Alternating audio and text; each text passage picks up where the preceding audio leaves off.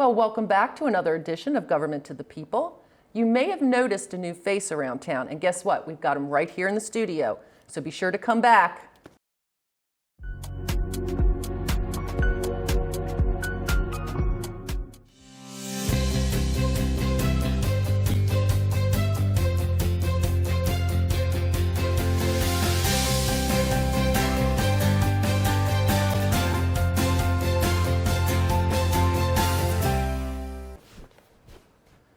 Well, thanks for coming back to this edition of Government to the People. I'm your host, Karen Kobeck, and as I teased earlier, our guest today is a new face around town, and we are very happy to have him in the hot seat.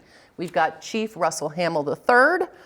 Russ, yes. So thank you so much for coming on. We greatly appreciate it so that our audience and our residents can get to know you better. Well, thank you for having me. I'm very glad to be here and have a little talk, and hopefully the citizens can now put a face to the name if they haven't already. Excellent. So fire away. All right, so let's start off. Big thing that Laurel has always followed is community policing. So why don't you let our viewers know what your view and what your mission for community policing for Laurel is? So ironically, I was actually assigned to the first community policing team. I retired from Montgomery County when I came here. Mm-hmm. I was on their first community policing team there in the Rockville area. It is that really instilled in me the belief how important community policing is, not just through the 21st Century Policing Report from President Obama's task force, mm-hmm. and not just as a result of issues throughout the country involving police and the community, but as a tried and true method to help the community and the police department combat the issues the community faces together. Whether it be crime issues, quality of life issues, traffic issues, whatever it is, the police department can't make these things better, can't make them go away or fix them by themselves. We need community input. We need to work closely with the community. It doesn't matter what police department it is. There are never enough cops to put on every corner on every street. Yeah, unfortunately. So the community becomes the eyes and ears, and also the ones that give direction to the police department in a community policing model. Mm-hmm. My vision for that is I've spoken to every police officer in our department, either in roll call or one-on-one. I'm still working my way through my one-on-ones. It's taken a little longer than I anticipated. Right. But my direction has been that everybody on this police department is responsible for multiple things, but primarily two things I ask them all to really be mindful of and be engaged in. Community policing, mm-hmm. which my vision is that you get out of your car, you engage with the community, you listen to the community. Also, we educate the community. This is what we can do, this is what we can't do. We'll get questions. Well, why don't you just stop the guy walking down the street at midnight and search him and find out what he's up to? Why? Because that's not constitutional policing. Right. Constitutional policing has to be hand in hand with community policing, because not only we protect and serve the community, we protect and serve the community's constitutional and civil rights, mm-hmm. as law enforcement officers. And the guy could just be going home from work. You know what? You never know. I was out last night walking my dog at midnight. Right. So it could just be any of a number of things. Right. So we need to have measured responses, responsible responses to crime issues in the community.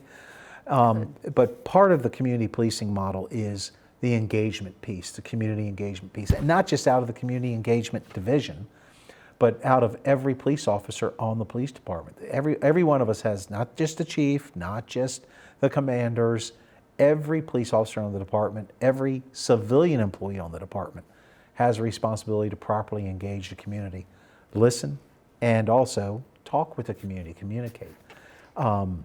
We got a coffee with a cop coming mm-hmm. up soon. That'll be your first one, right? That will be the first one. Right. I don't drink coffee, just so people know, so don't worry about that. I'll have a Diet Coke. You're there more to engage with the yes, people, and there right? Yes, there to engage.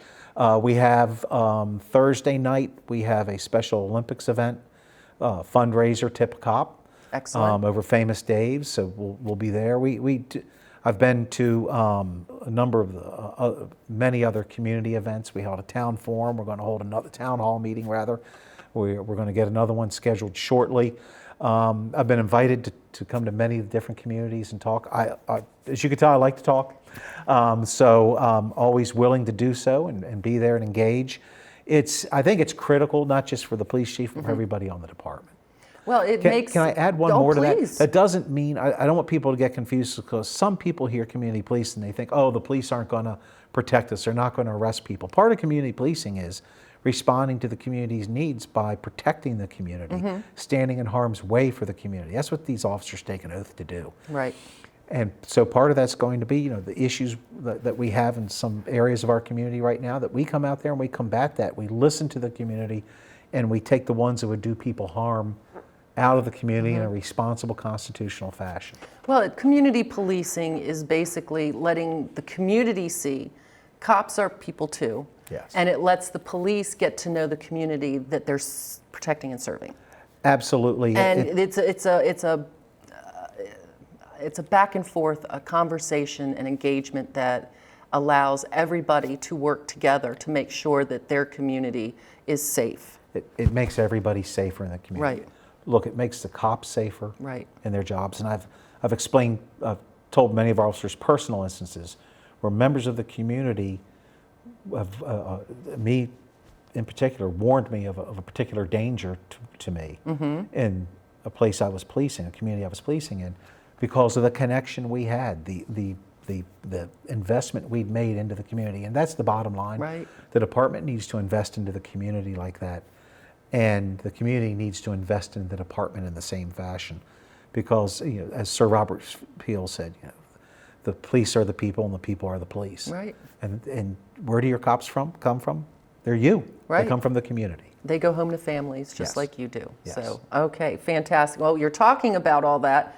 One of the things that has been out there is an increase in opportunistic crimes.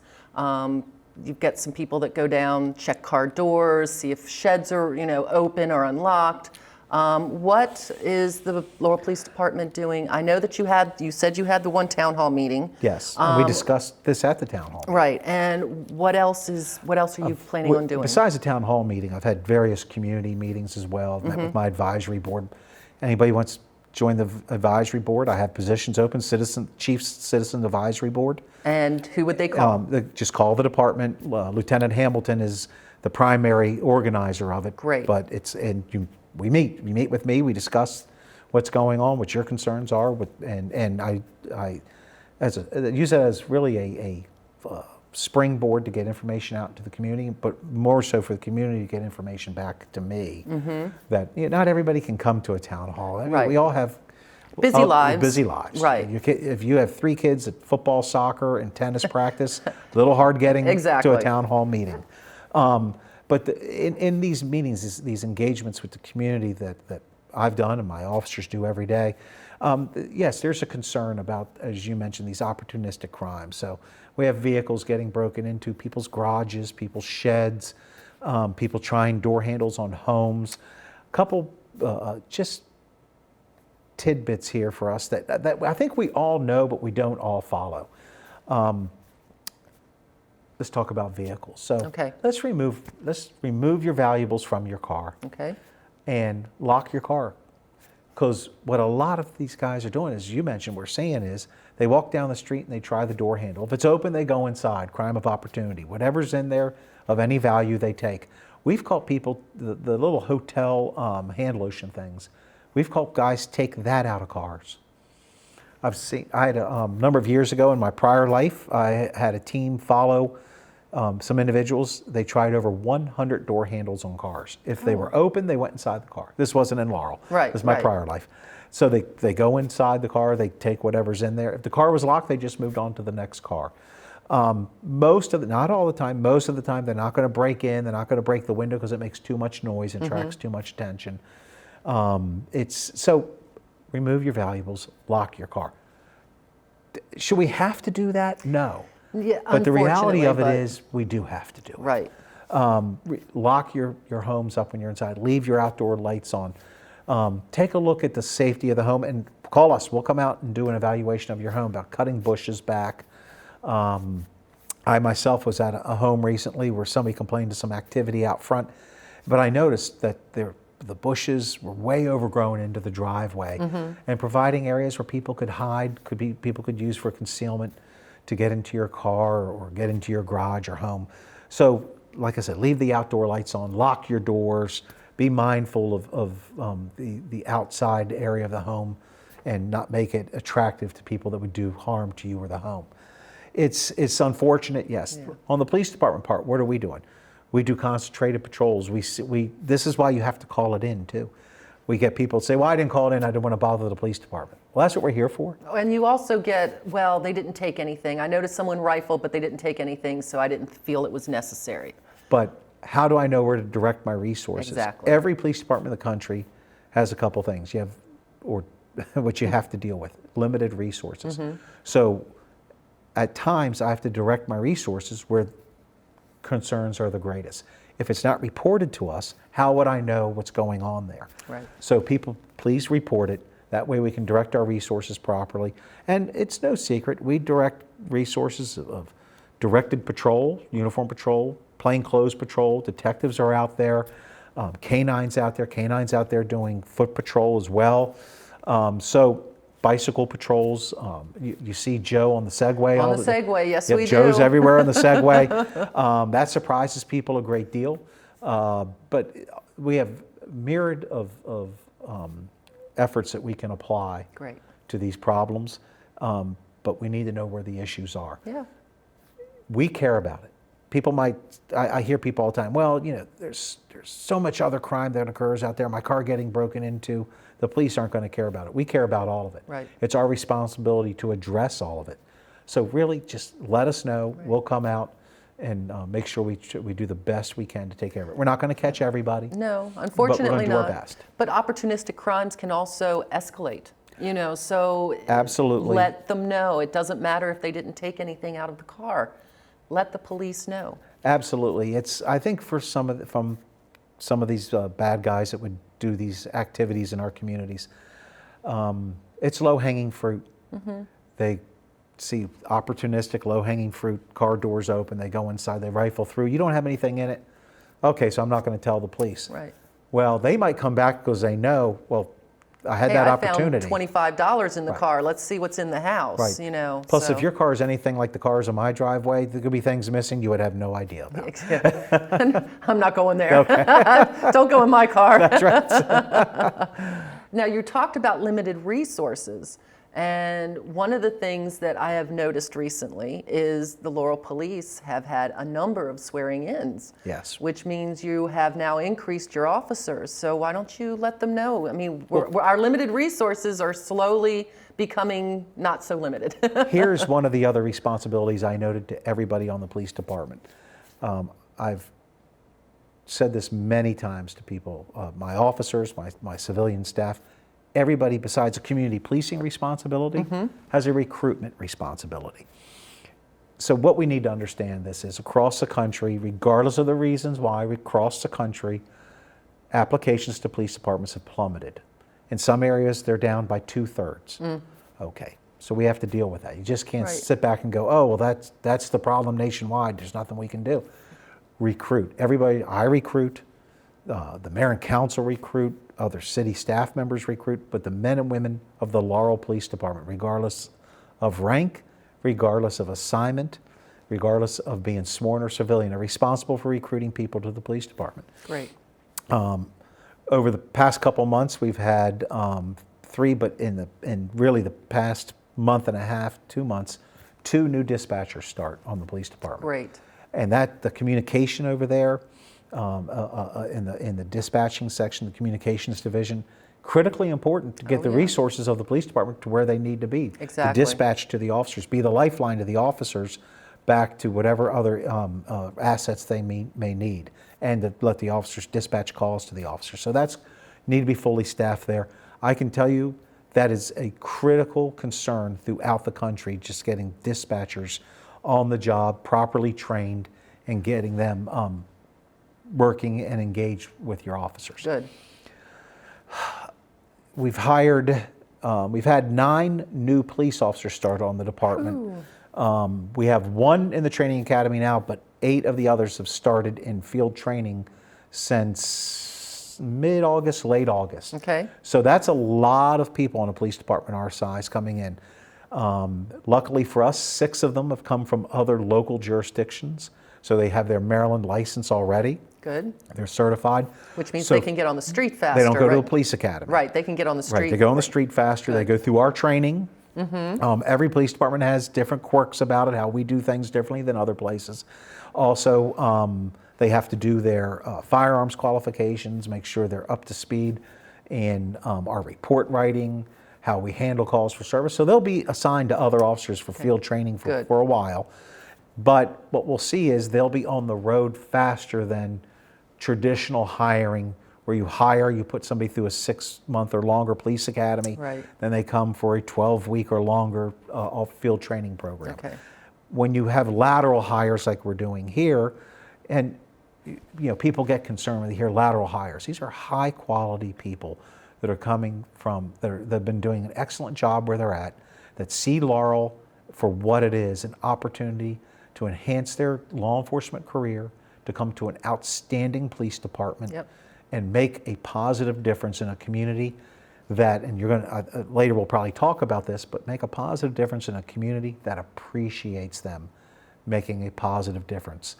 The community that will engage them, that is concerned about them, concerned about the community, and want to work as one with them.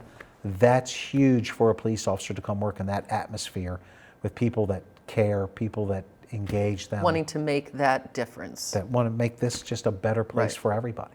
Yes. And Well, on yeah, that engagement okay. piece, so we got that, and that came, most of those people came as a direct result of engagement from our officers recruiting people in other agencies. That's huge, because what it means is these people were such a high quality. Our officers recognized it in working with them and said, I want them to be part of the professional organization I'm a part of, Good. to help it make it more professional than it already is. That speaks volumes for these people that came over here. I'm appreciative of the fact they came here. I'm looking forward to them enhancing our department and being part of the positive mission we do. So how many vacancies about would that leave right now? Roughly about 5. So that's fantastic. So we're almost to full capacity. We almost are. Of course, me being a police chief, what I want to ask the mayor and council for? More people. Right. That's part of my responsibility, to look at a staffing plan going forward. But we're at a good number right now. Would I like us to be full? Of course, we all want to be there. But with There's always going to be retirements, some small turnover. there always is, with Yeah. retirements, with people, look, there's things that other police agencies may offer that the Laurel Police Department doesn't have, a different opportunity for something they want to do. Okay, well, that's okay. Right. People do that. This is a place of business as well. So people may look at and say, like we did, we hired people from other agencies, other people may hire us. And that's not bad either.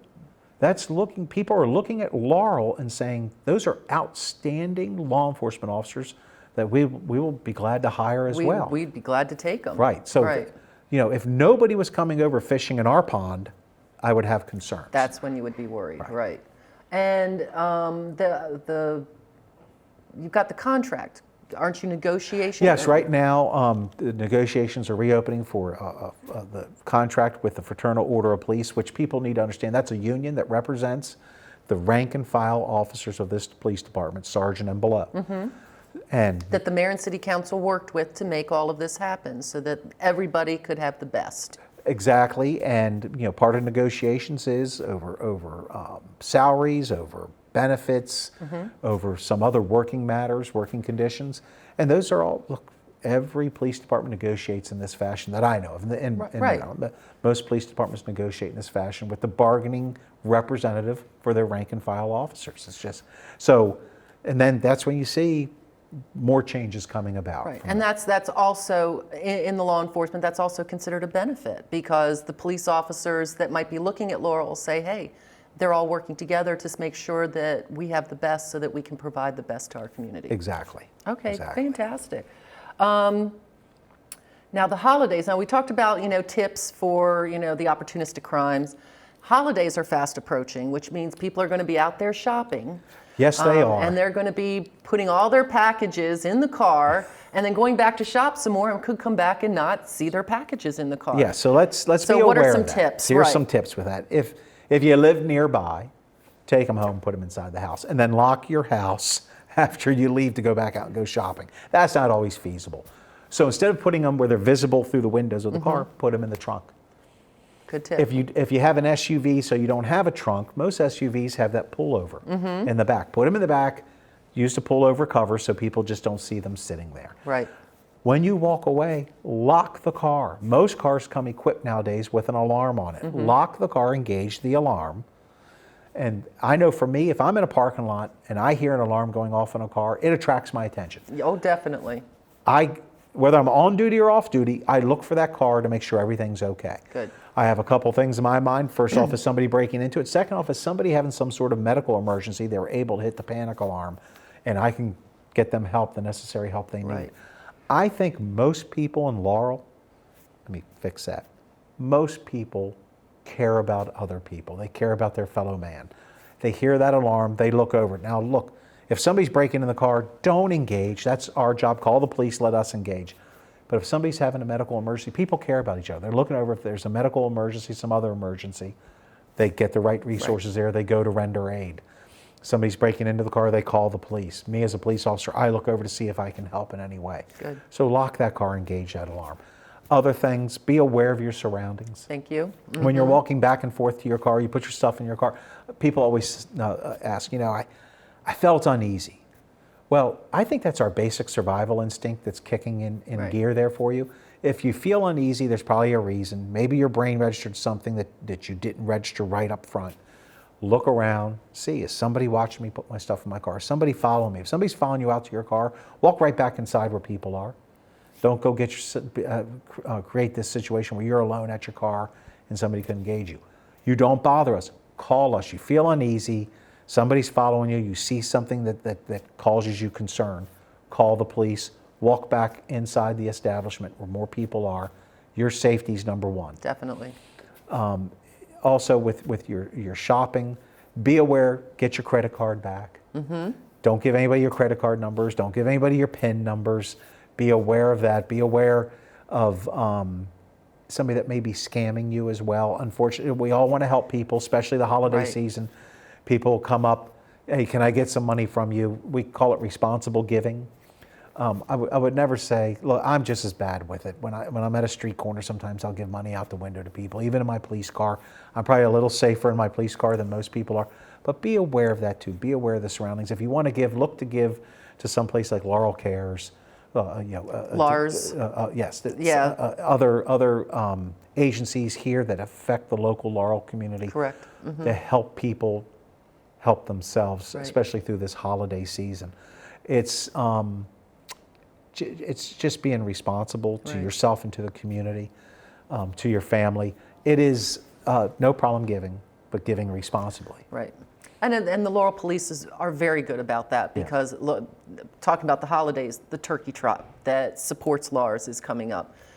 They always help with the turkeys and the hands out. So we've got organizations here in Laurel that can make a big difference in a person's life. The people in Laurel care. Exactly. And that has been never more evident to me than of recent working here. I mean, of course, I knew Laurel before I came to work here. Right. But working here, I see it even more prevalent. The people in Laurel, the kindness and the caring they have in their hearts for each other. It really, it's... We look out for each other. I say this all the time. It reminds me of the town I grew up in and how, like, if I did something wrong, my mother knew before I got home, so you just better fess up to it, right? Oh, yeah. And people here, this community has struck me in that same way, that people care about each other, care about how their children are doing, how their elderly are doing, and they look out for each other that way.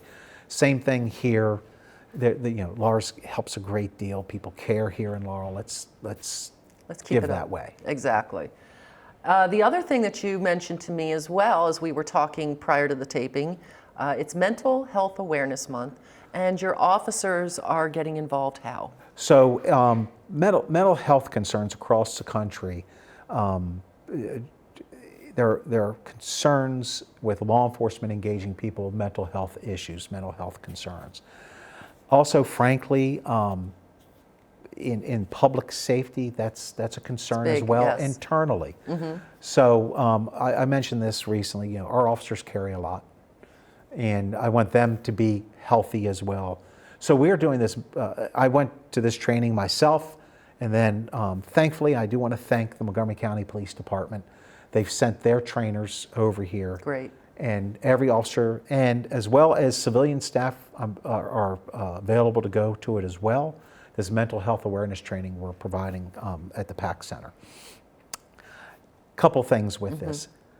It gives the officers the tools on their belt to help handle mental health situations in the community in a safer fashion, in a fashion that the person that's having issues, the officer, and the other citizens around can all get out of this safely. Our goal is to get everybody through these crises as safe as possible.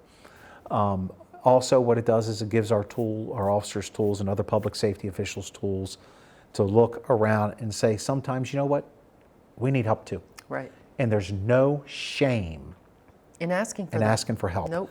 Everybody needs to talk with somebody at some point in their life about what they're carrying, what they see. The fire department is great with this. The fire department, police department, other public safety, other groups with public safety First responsibilities. responders are the ones that are there when it happened, you know, just as after it happened, and they're going to see the worst of it, and they're going to take it home with them. And everybody has a different. Everybody can carry a coping different mechanism, amount. right. Like people work out, people run, but other people might use unhealthy avenues to Right. deal with the stress.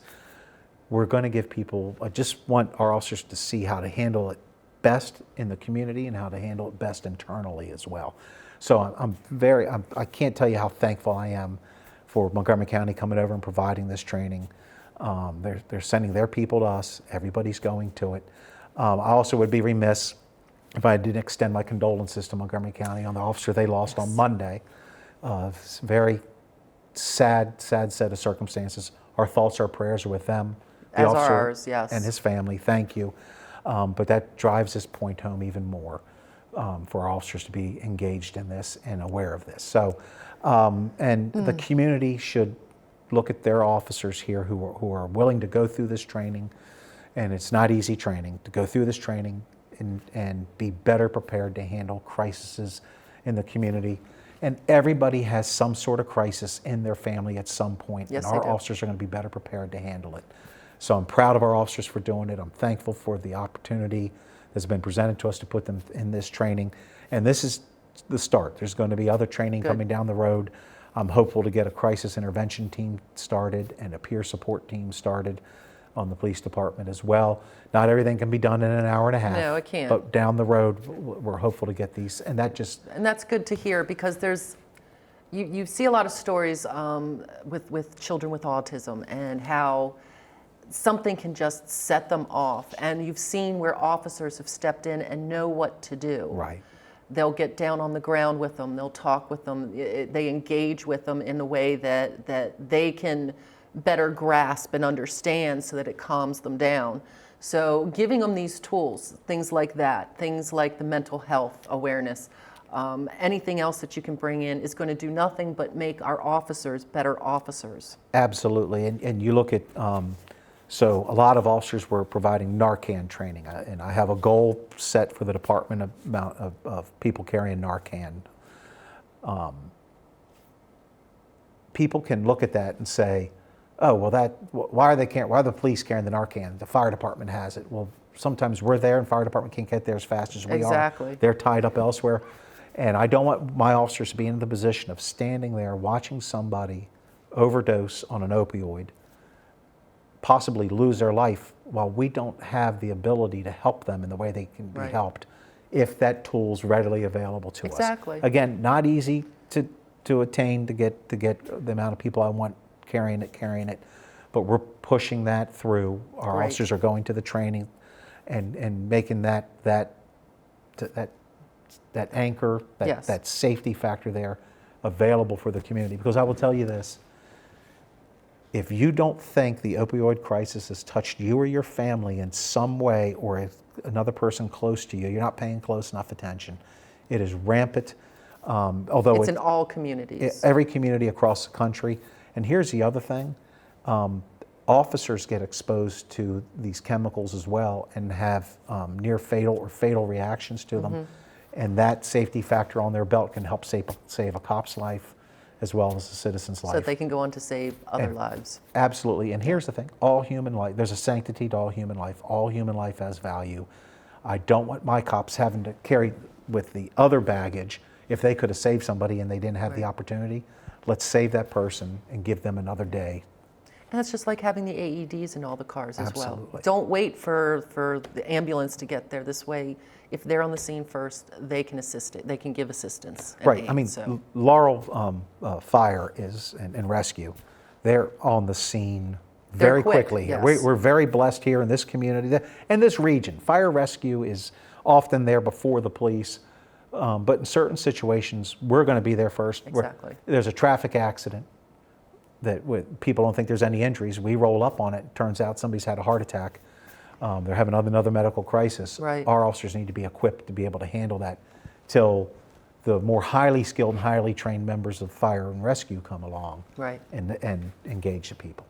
Good. It's really good to hear. And I know our audience and our viewers will probably be very happy to hear how you're taking that proactive step as well. So thank you very much. Well, thank you. Thank you. Okay, so you've been here for a little while. Couple months. What are your thoughts?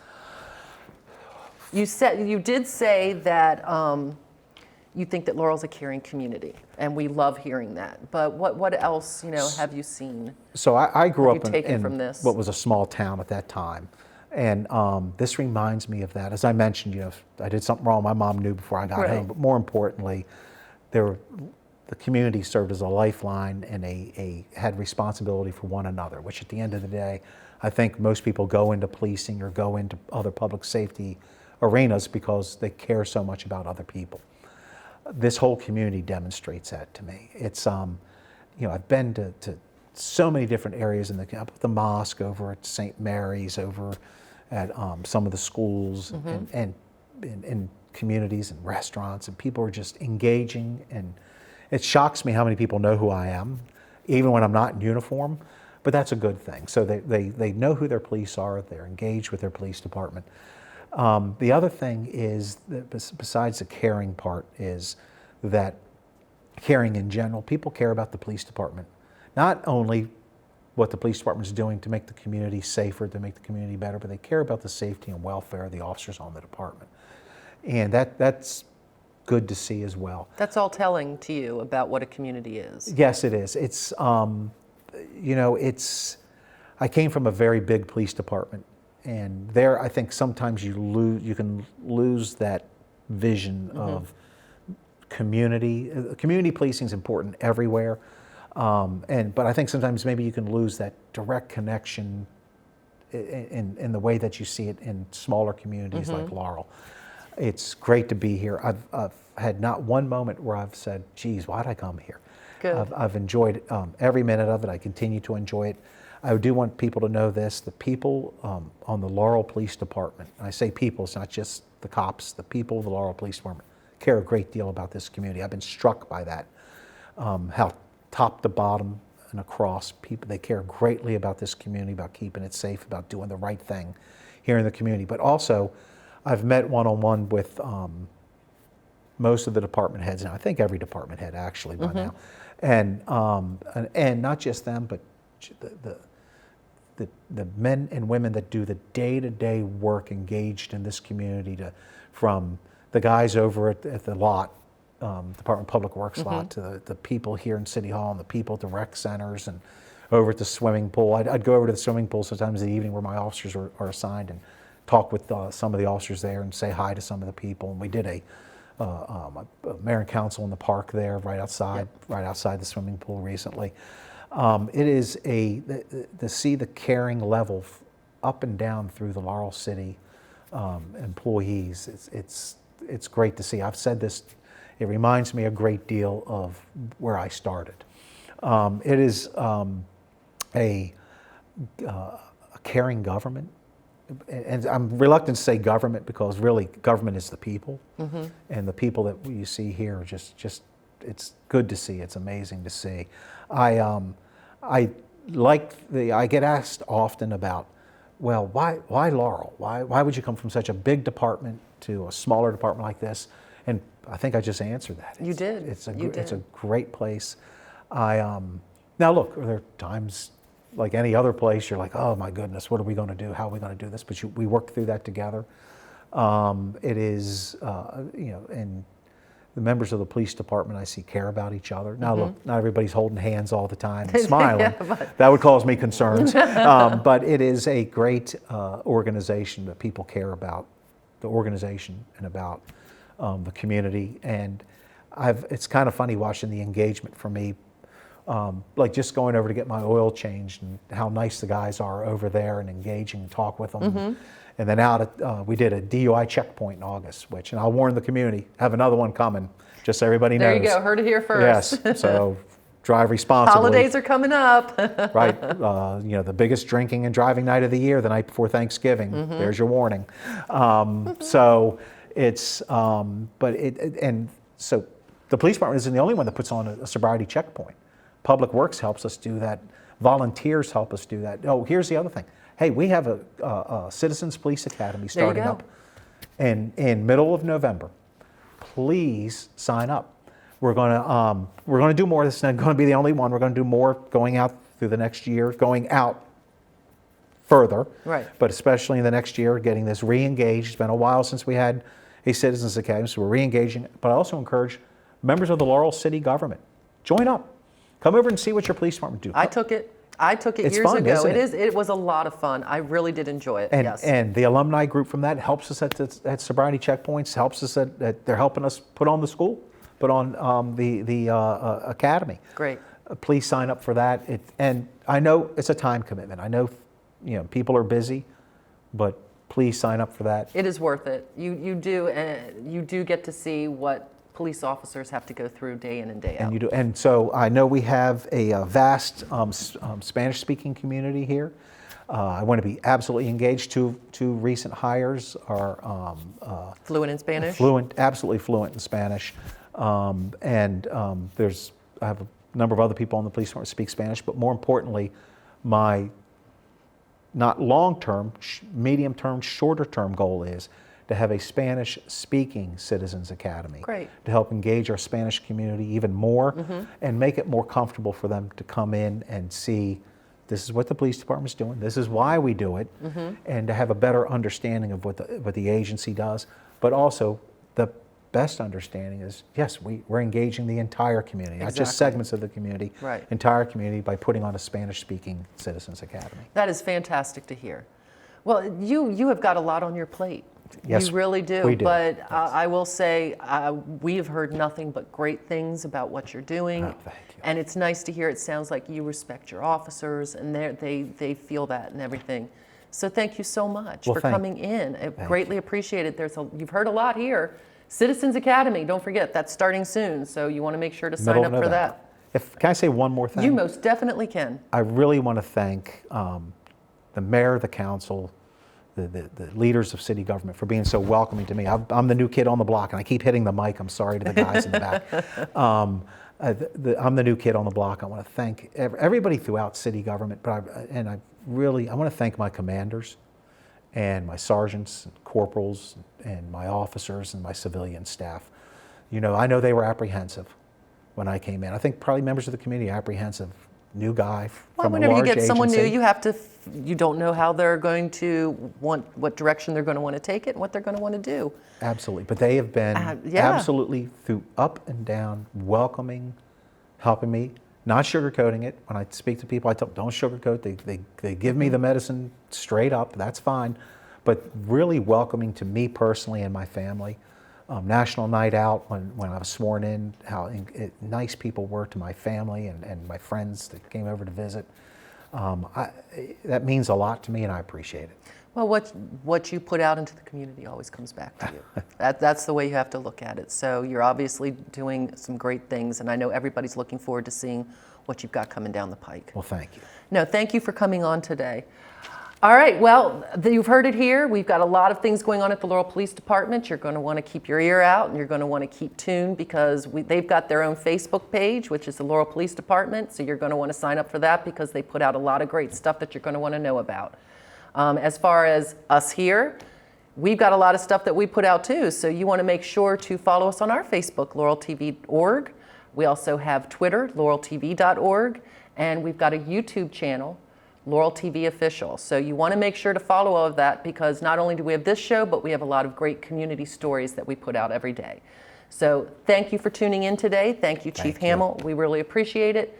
Have a great one and be sure to come back and watch our next edition of Government to the People. Take care.